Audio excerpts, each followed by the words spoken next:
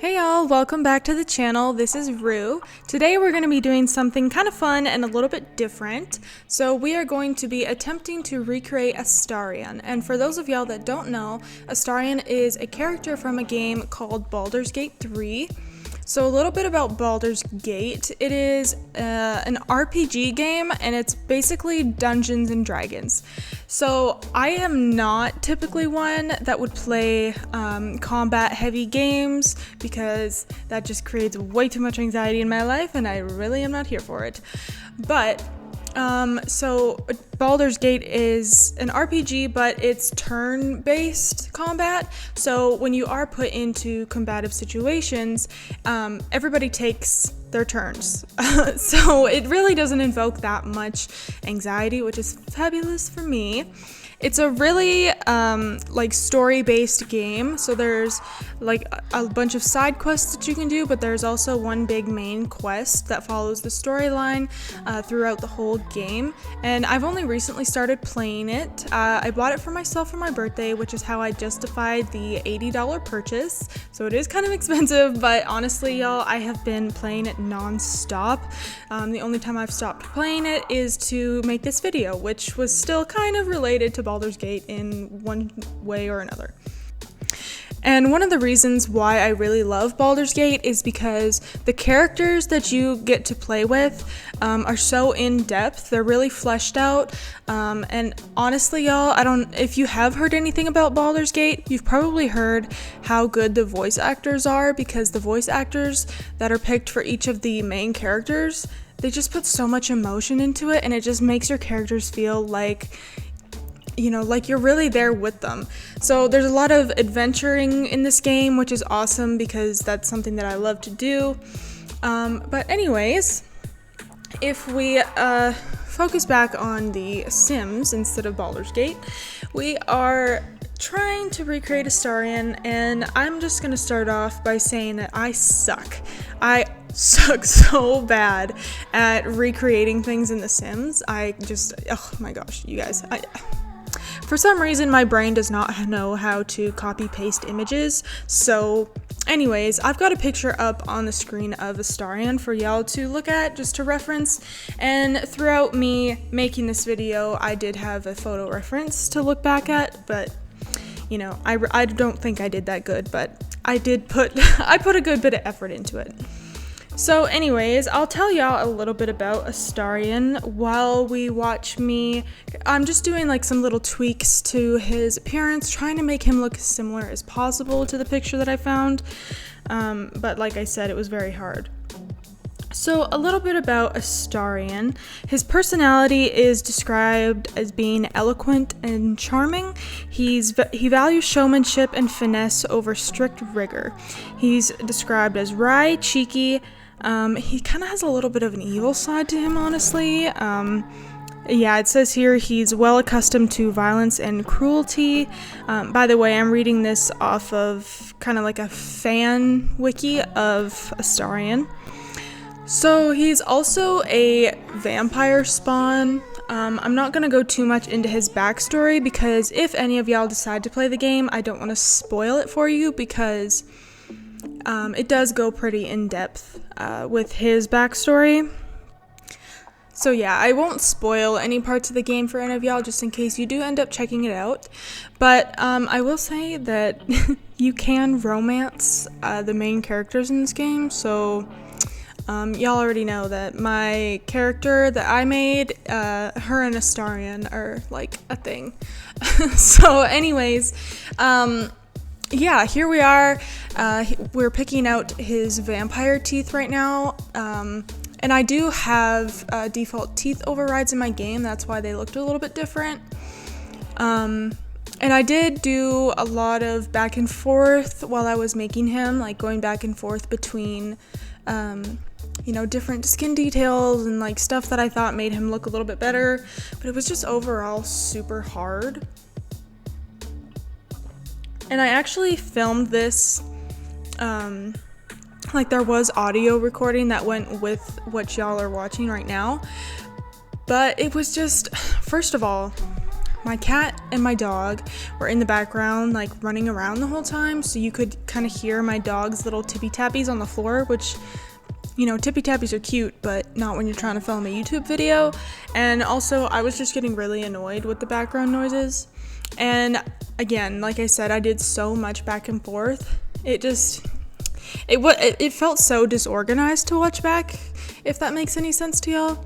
So I decided to do, like, I sped up the clip and now we're doing a voiceover. So it just felt a little bit more organized for me to do it this way. I don't know if that makes any sense, but it does to me. And actually, this is probably the earliest I've ever recorded. So I filmed this video earlier this morning at probably like 8 o'clock. And I know that's not too early in the morning, but normally I film my videos in the afternoon. So it was super early when I filmed this, and now it's about 11 o'clock. And I made myself a coffee to drink while I worked on this video, and now it is cold because I made it before I started recording at 8 o'clock, and it's 11 and I barely touched it, but you know what? It still tastes good. So if y'all don't have a drink or a snack, feel free to pause the video and go get you a little something, and then you can come back and relax and watch the video with me while we chat. So at this portion in the video, I think we're moving on to focusing more on the skin details, but I do still go back and forth and tweak some little parts of his face a little bit. And I did want to add some wrinkles in because, as y'all can see in the little picture in the corner, he does have a little bit age lines, but since he's a vampire, he is an immortal boy. He does not age. And I believe at one point he says he's over 200 years old. I think I could be wrong on that, so don't quote me. But yeah, I tried to add in like some eye bags and just stuff to add a little bit of age lines, but I wanted it to be really subtle. And yeah, so I just go back and forth between a bunch of different skin details.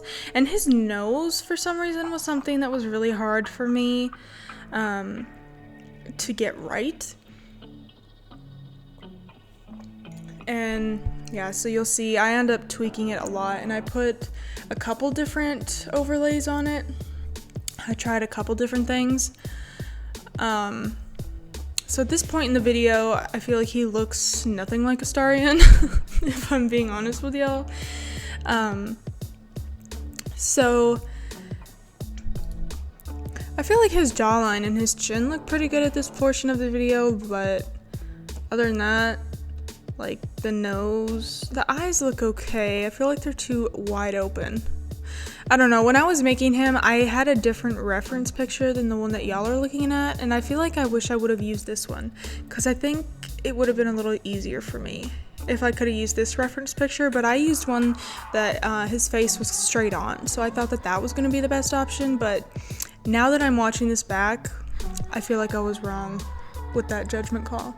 We're jumping into hair, and honestly, I thought I had a better hair option for him. I could have sworn, like, I have it pictured in my head. It looks almost exactly like the one that he has, but I guess I just dreamt it or made it up in my head because I couldn't find what I was looking for. So I ended up picking something different, which I feel like it was, you know, as good as it was gonna get with the stuff that I had in game, because I didn't really feel like exiting the game to go find something else to replace it with.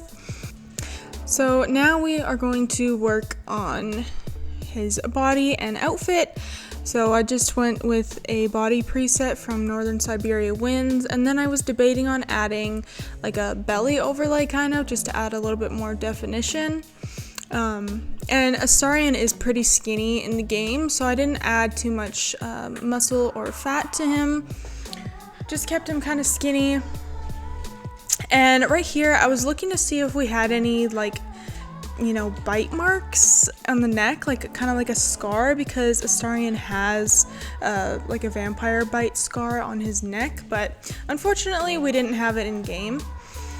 So here I am looking for an outfit, and I could have sworn that I downloaded a full body outfit for him, but I could not find it.